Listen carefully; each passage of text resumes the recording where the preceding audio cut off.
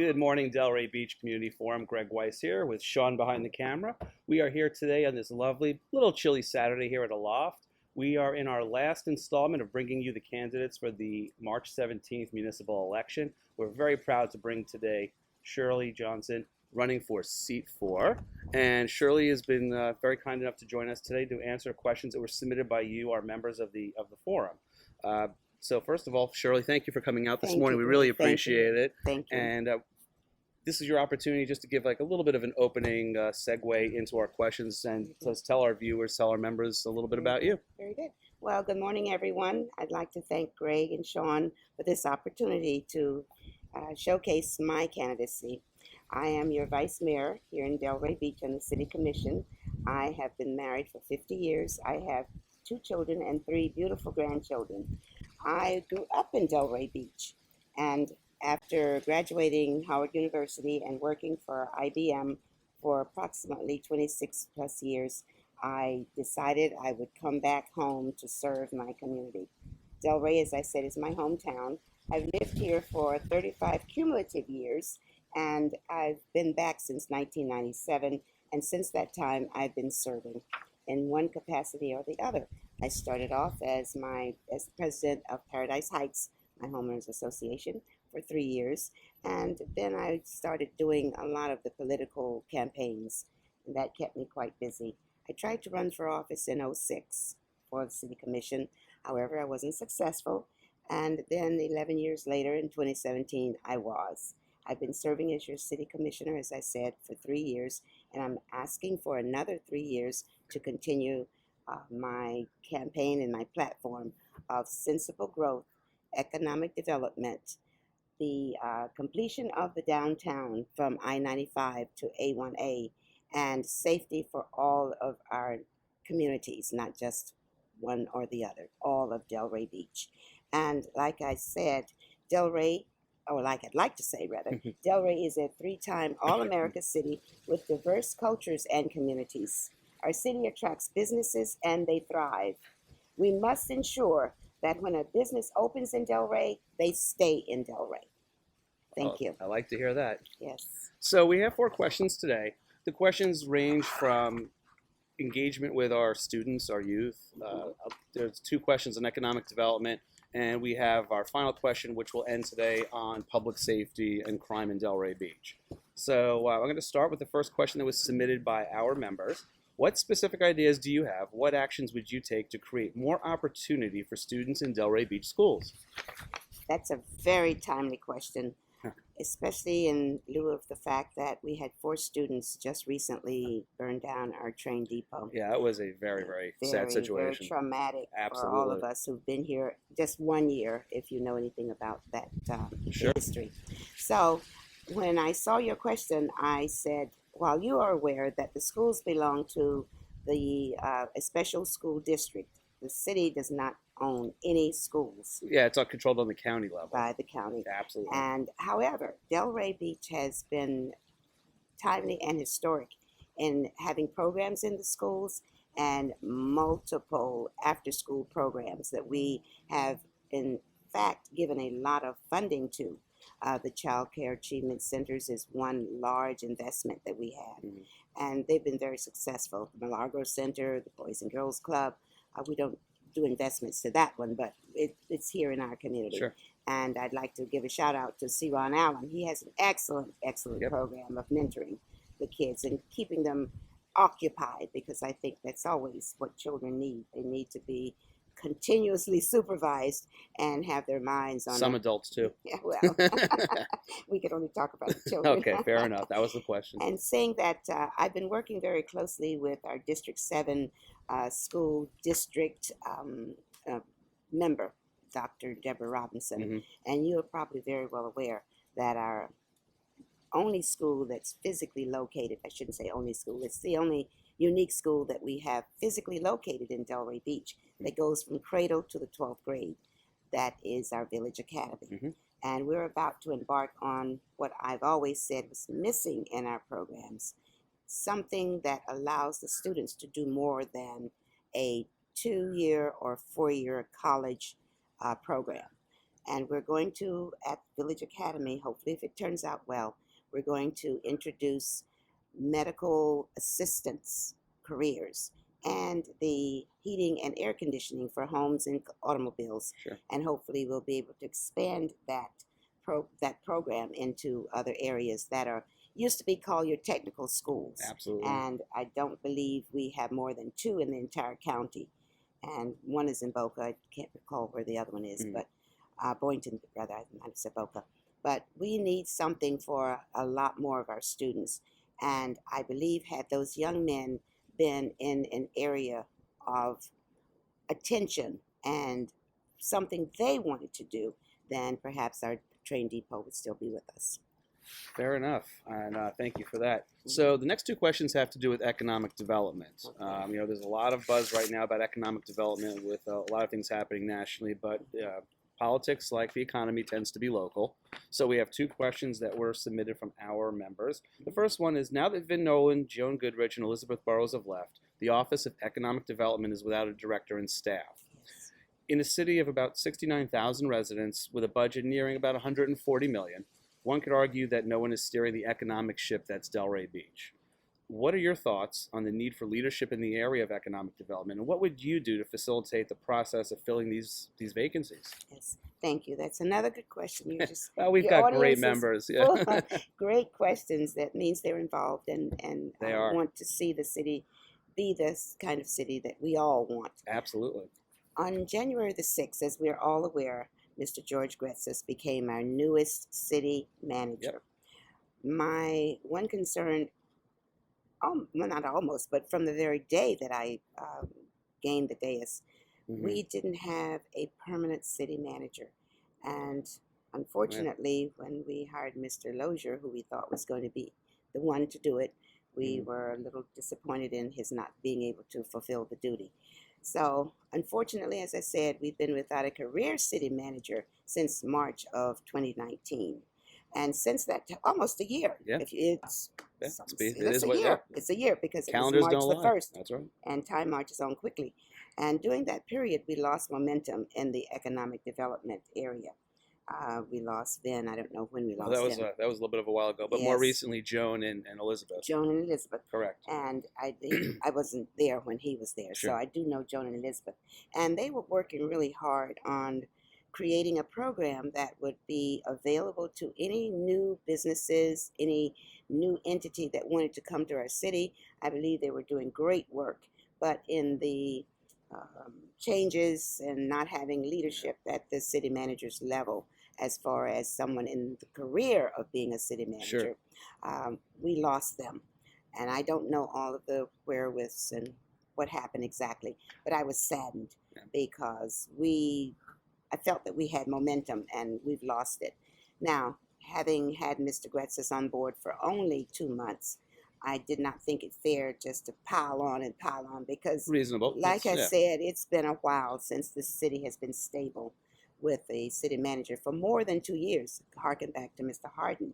Yeah. So we've got so many vacancies to fill, and the Economic Development Office is one of those. I plan to work with Mr. Gretzis as soon as I feel like he can take on one more thing and fill that office as quickly as we can. And I'd also like to not have it be shared between the CRA and the city. I really think that's a department that should be solely under the auspices of the city manager, and that we work the chamber, the downtown authority, DDA, and all of our communities working with the city to bring economic development. Oh, by the way, I think Congress Avenue is going to be the place where we can make great strides. It's open, there's land. I'd like to see incentives, programs to entice large corporate businesses and even mid-size, because they bring residents and economic revenues, etc. They eat and they dine here. Their families hopefully live here. Right, yeah, exactly. Live, work, play. So I'd like to see that. It's not a part of our CRA, and unfortunately for the last 30-odd years, we have relied solely on the development, etc., coming from the CRA. It's time that we moved to the west and look at Atlantic Avenue and Military Trail. They are booming out there. And it's almost as if the city had little to anything to do with it other than giving permits, etc. It's beautiful. So I think the same thing can happen on Congress. Well, that definitely is a great answer, and it leads into actually three. You've kind of moved a little bit into question number three a little bit, so I'll give you a chance to expand on that. The question that was posed is on the subject of economic development. What specific ideas do you have? What actions would you take to spur economic growth, but not just economic growth, economic diversity, to expand the economic base in Delray Beach? Great question and great segue. I almost thought they were the same question, and I That's said, okay. "Oh well, it's a little different because It's you're a little asking different. what, For specifics, what what would you do exactly? What can I What do? are your ideas? What are my ideas? Absolutely. First of all, get our economic development office. Okay, we've reopened. established We've that. done that, Okay. and if we hire the right people Yeah. and they make the right contacts, I'd like to see again Congress Avenue be the impetus to getting the city moving in a different direction, not just relying on our beautiful beaches, our beautiful weather.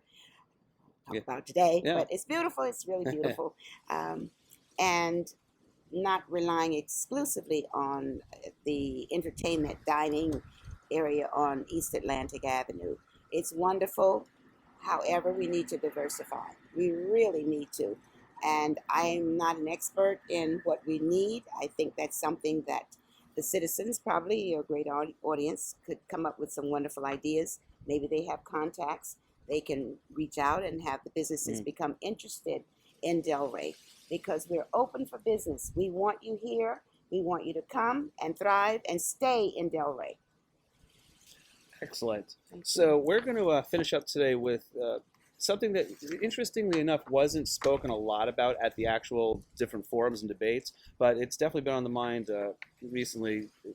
There's been in the news quite a little bit of news about uptick of crime. During the past couple of interviews, the question has been, how are the statistics created and what type of crime? But really, the facts are the facts. So I'm going to go right into the question that was submitted by one of our members, but has to do with one of the organizations called Neighborhood Scout, which tracks crime in municipalities. So the question reads, Neighborhood Scout, a service that tracks crime both regionally and nationally, gave Delray Beach a safety ranking of 7% out of a possible 100% score. It's relatively low. So they found 42.6 crimes per 1,000 residents and 5.9 of those 5.9 violent crimes per 1,000 residents. Okay, so how important is resident visitor safety to you, and then what are some of the ideas for improving safety in Delray Beach? Excellent last question. Thank you, because you've covered everything. Once we've attracted the businesses here, one thing businesses always look at are the crime statistics. No one wants to locate into an area that's crime-ridden. Crimes in schools. Exactly, crimes in schools. That's it. And housing prices. That too. Yeah. So we don't have much control over that one. Yeah, we're going to leave housing prices out for the next year's debate. Thank you. But I'm very proud of our safety first responders. Yeah. Our police and our firefighters and our paramedics have done an outstanding job. I'd like to remind everyone that we just come out of the drug opioid sober home recovery situation where our policemen and our firefighters were mainly just responding to that. And I would not doubt that we have limited resources with our first responders. And if something upticked, it may be as a result of that. But I know they did their very best to just do everything they possibly could for every occurrence. Absolutely. Now, I'd also like to say I'm very proud, as you are aware, that we have appointed the first African-American police chief in the city of Delray Beach, and that is huge because of the ramifications of it. He is a professional, so sometimes I don't even like to talk about the fact of his classification, but that he is a professional police officer, and he has done just about everything you can imagine in his career. FBI program, served with the city, and is just a people person. And I don't know any police chief who can be effective if he's not a people person first. Yeah. His department love him. The personnel absolutely That's love important. him. It's so critical. Very critical. And so with that being said, on the issue of crime, we must continue to work hard to protect everyone, our residents, our businesses, merchants, Absolutely. and our tourists. No one wants to come here from miles, thousands of miles away and be accosted and just not have a good experience. So I would like to say that Chief Javaro Sims has tried to initiate several programs and unfortunately has not been successful with our city commission. I voted for it. We just couldn't get the votes. He wanted to do a shot spotter program. He has initiated other programs and he needs additional personnel because Delray Beach, as we've just agreed to, has grown immensely, and you cannot continue to protect I think about 69,000 right now, and growing. And growing, and when the season is in, it blooms. Well, mushrooms. 69,000 plus our visitors. Plus I mean, our that's visitors. just full-time residents. Right. So, Yes, exactly. Yeah. And when the census comes out, I'm sure we're going to be shocked by the number of people who have moved here. So we need to reevaluate the number of people who are covering and protecting our city, and that is something I am awaiting.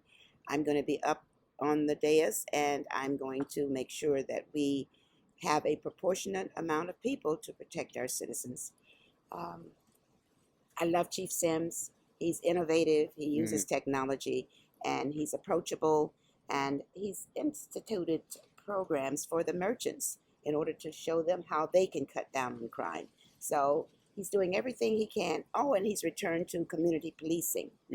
I noticed a drastic difference before and after his tenure began.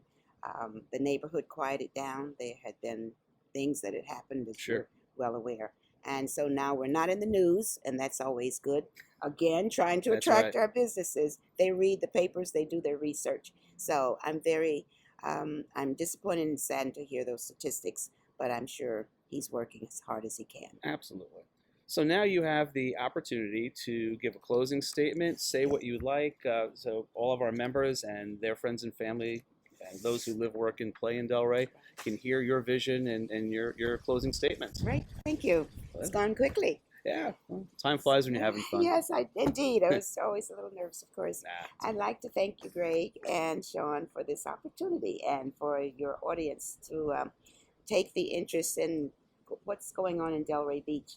I am your vice mayor, and I've served for 3 years on the city, fulfilling my desire to have sensible growth and economic development, to have a downtown completed so that it's seamless from I-95 to A1A and safety for all our neighborhoods. Also, I just want to put my plug out there. It's okay. I've been endorsed by Senator Lori Berman, County Commissioner Mac Bernard, our firefighters and police officers, and the Palm Beach County Human Rights Council. And I'd also like to say I was endorsed by the Palm Beach Post last week, and I just found out this morning, I haven't even had the opportunity, that the Sun Sentinel endorsed me. So I am so excited that everyone who has been involved and know my service, know me, know that I'm approachable again, and I'm just wanting to serve my city in the capacity that I feel that I can. I've voted for every small businessman who has come forward and asked for assistance, because small businessmen also make up the city of Delray Beach and offer diversity. So I'd like to ask that everyone from Military Trail to A1A come out and vote on March the 17th. Vote for Shirley Johnson for 3 more years on City Commission. Thank you so much. Shirley, thanks so much for joining us today. It's been a pleasure having you. Thank you, Gregg. You've made it wonderful for me. Thanks. Thank you.